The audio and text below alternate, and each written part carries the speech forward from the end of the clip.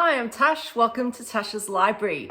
Today's video is going to be my very delayed October wrap-up, delayed due to a bad cold. So you can probably hear my voice still, apologies, but I can't delay it any longer. So here goes. October was quite a good month. Overall, I read 9 novels, 4 science fiction, 4 fantasy, 1 romance, and they all adult. 2 of them were ebook and 7 of them were physical books. Overall, I gave them an average of 4 stars, with 4 of them receiving 5 stars, 4 of them receiving 3 stars. I also read 2 short stories as per my pick. I've decided to discuss these novels in order of genre and then star rating. So the first one I'm going to look at is Beach Read by Emily Henry. This was for my prompt romance.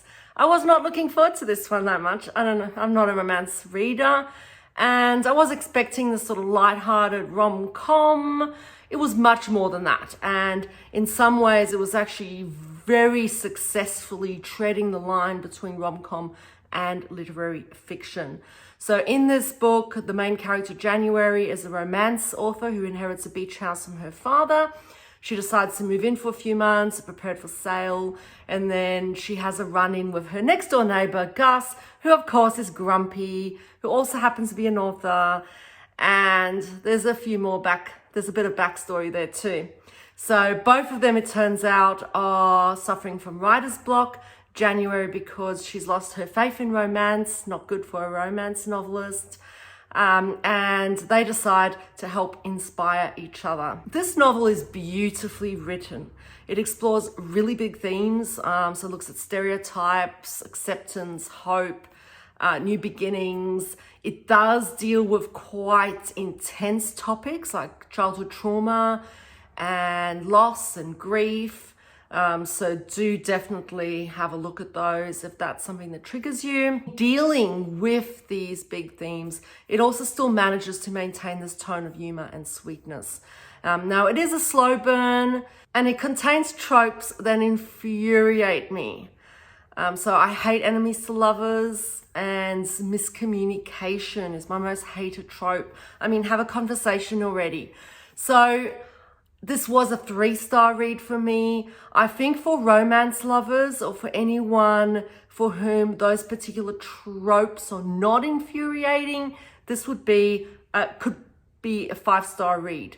I was highly impressed with Emily Henry's writing, and I'd be very tempted to pick up another one at some point.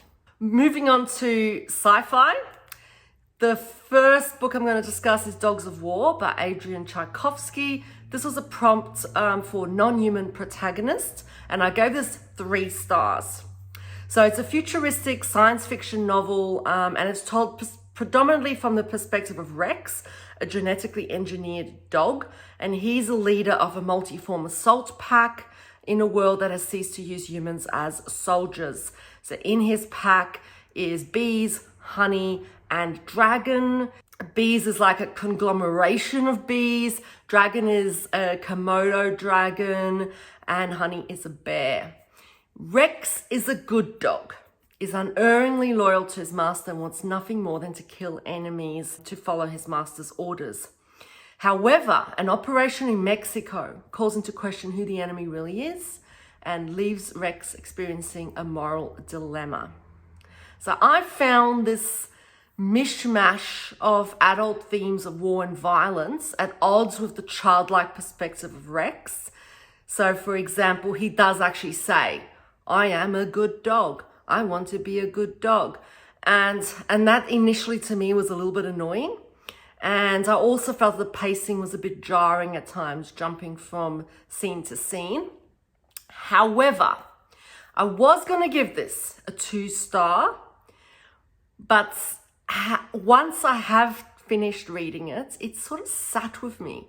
And I've decided that this is a philosophically profound novel. And it reminded me a little bit of Do Androids Dream of Electric Sheep in its exploration of morality, human and not quite so human rights. It raises a question of how humanity separates itself from animals and how this line can easily be blurred.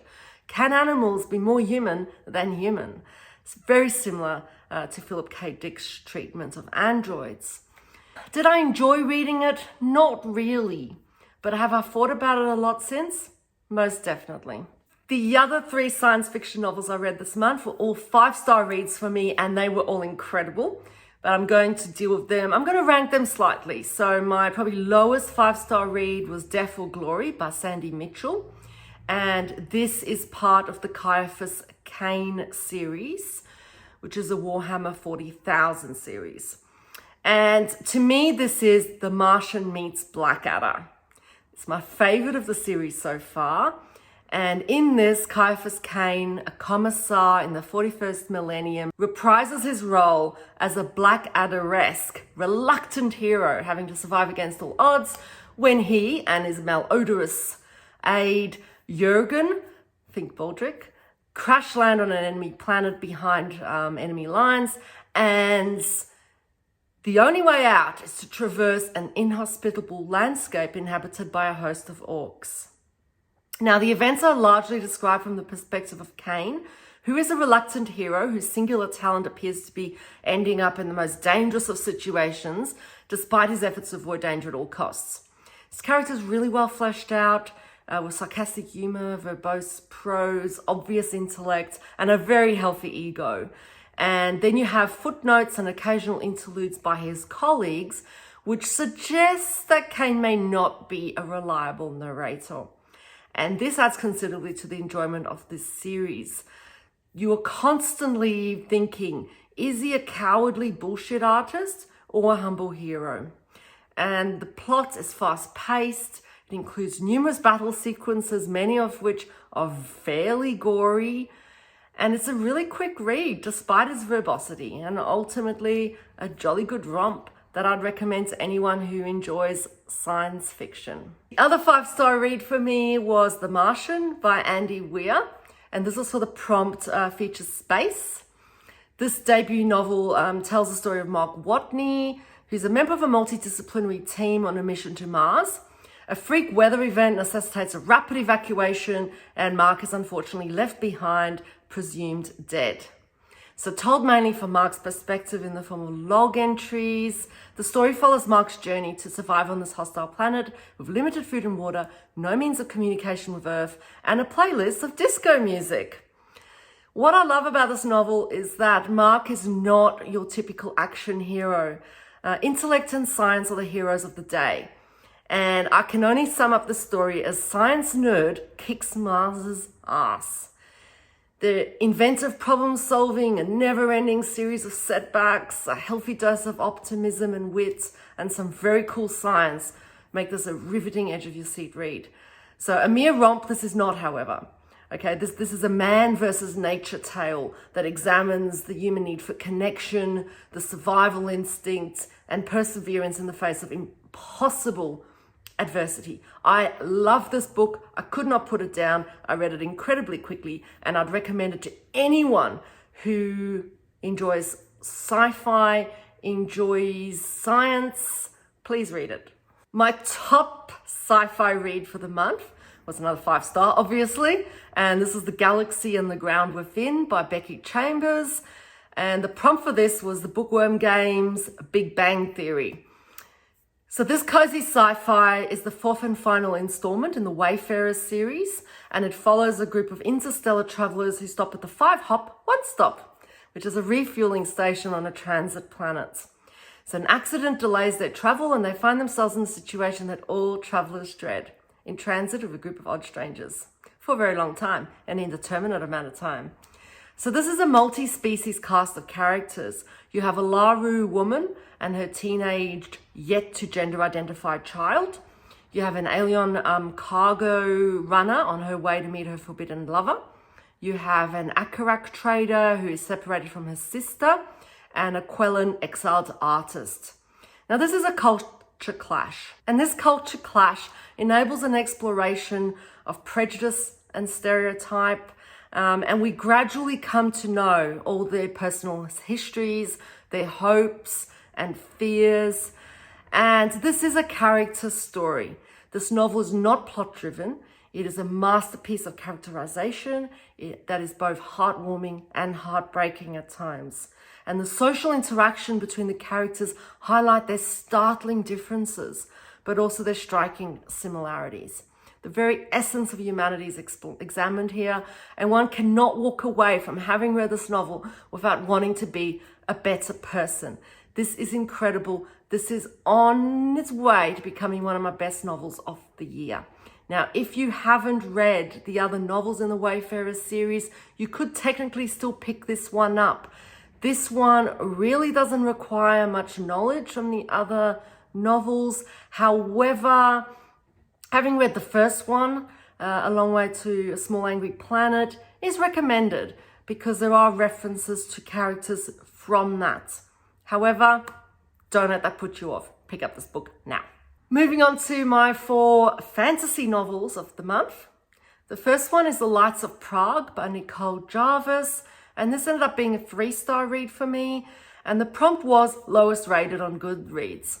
So in a nutshell, it's really an atmospheric, vampiric romp. So set in 19th century Prague, where bloodthirsty creatures roam the streets at night, The Lights of Prague is an atmospheric and enjoyable read. Okay, it follows Domek, ostensibly a humble lamplighter, who's really a monster hunter by trade. He protects the citizens of Prague from vampiric creatures known as Pijavika. And when he comes across a curious artifact one night when saving a young woman on Charles Bridge, he becomes enmeshed in a conspiracy that could irrevocably shift the balance of power between the denizens of the day and night. So Domek faces this threat along with Aura, a noble woman with a dark secret. So the main characters are so well developed in this. Gaslight Prague pops off the page, the plot is engaging, and the Eastern European twist on vampiric lore is so interesting to explore. And this is a basic tale of good versus evil, and is highly enjoyable. And I reckon the reason I gave it a 3-star was because it was ultimately a very predictable read. Also, vampires aren't really my thing. And I think if you did like vampires, you might enjoy this a little bit more, especially since it is a little bit of a twist on the typical vampire lore. Another 3-star read for me was Fairy Tale by Stephen King. I was expecting to like this more than I did. And I don't know why, because even though I really appreciate Stephen King's writing, he's not my favorite author. And I've tried so many of his books and they never truly resonate with me. So I probably had overly high expectations to start with. So this is also the prompt fairy tale retelling or myth. And it's a fantasy novel by the king of horror, effectively. And so a little bit different from his normal horror genre. And it's set in modern day, small town America, and it follows a teenage boy, Charlie, who befriends an old recluse and his German shepherd, Radar. And this leads him to eventually discover a portal to a fairy tale parallel world that is facing a terrifying threat. So as expected from King, this novel contains this underlying sense of unease and tension. Charlie is multi-layered. He has virtues and flaws, which I really liked. And Radar is the most lovable animal companion. I mean, who hates an animal companion, right? And I have to confess, however, though, I prefer the first section of the novel prior to the discovery of the portal, which is interesting because there was nothing fantasy about that as that part of the novel. But ultimately, it was a profoundly moving portrayal, development of this friendship between this old man, this teenage boy, and the dog. And then the fairy tale world happened, and this was disappointing to me. And I think this is partly because it felt a little bit like The Wizard of Oz, which is a story that I've never really enjoyed.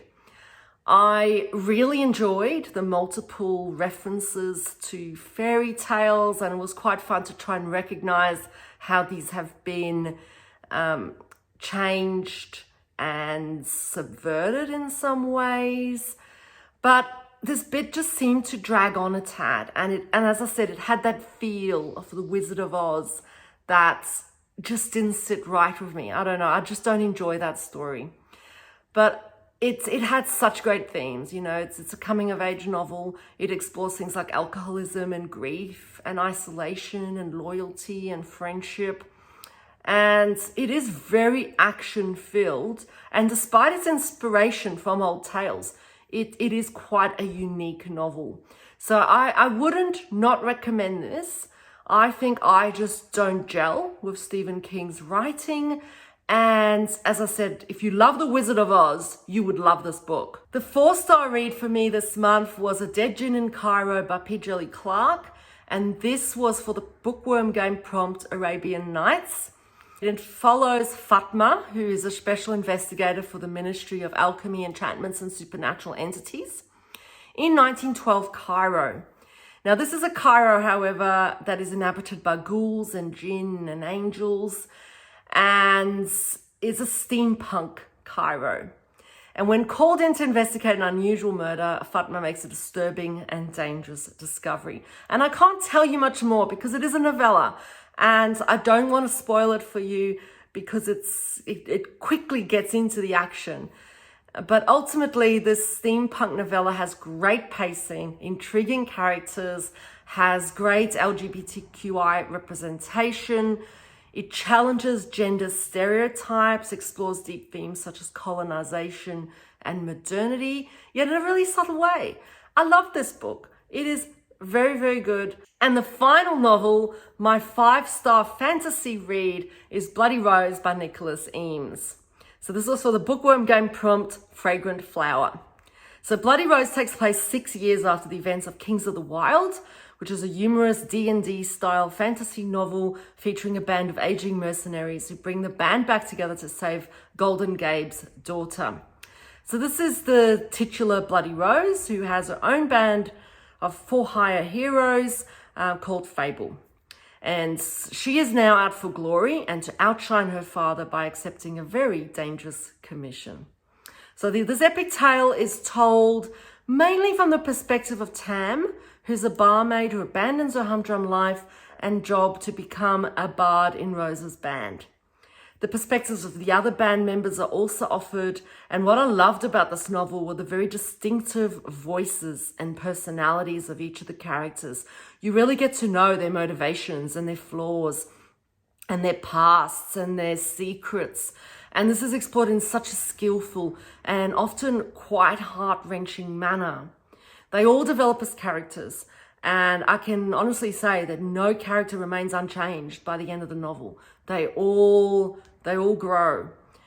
So just like its predecessor, Bloody Rose is filled with humor, banter, copious references to pop culture and music. I unfortunately am highly ignorant of such matters, and so I failed to pick up on most of those references.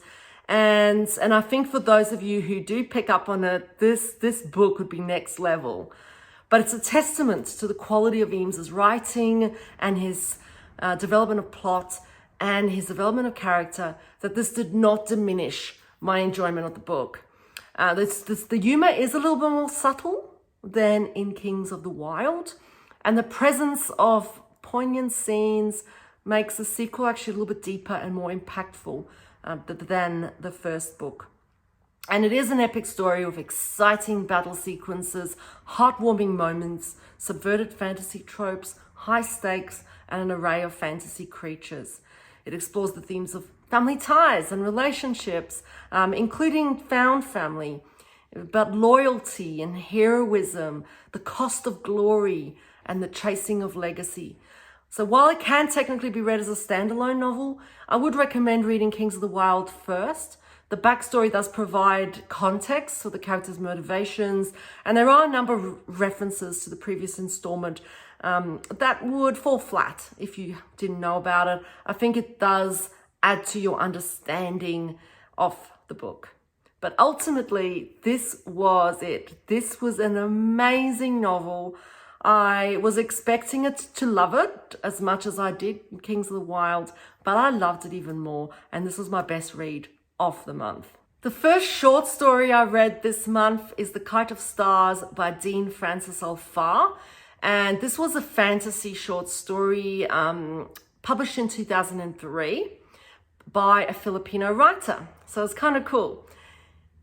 So it follows Maria Isabella, who starts this epic journey to create a kite in order to capture the attention of her crush, who happens to be a stargazer who's constantly looking skyward, and she's convinced he will never notice her. I can't say much more because obviously it is a short story, and I'm not sure how much I actually really enjoyed it. I ended up giving it a 3-star. So this is a pretty cool short story. It really examines the futility of human pursuits, and I found it quite interesting. I mean, it's still only a 3-star for me, and I don't know if this is because I'm just not that into short stories, and it's something I'm really trying to explore a little bit further.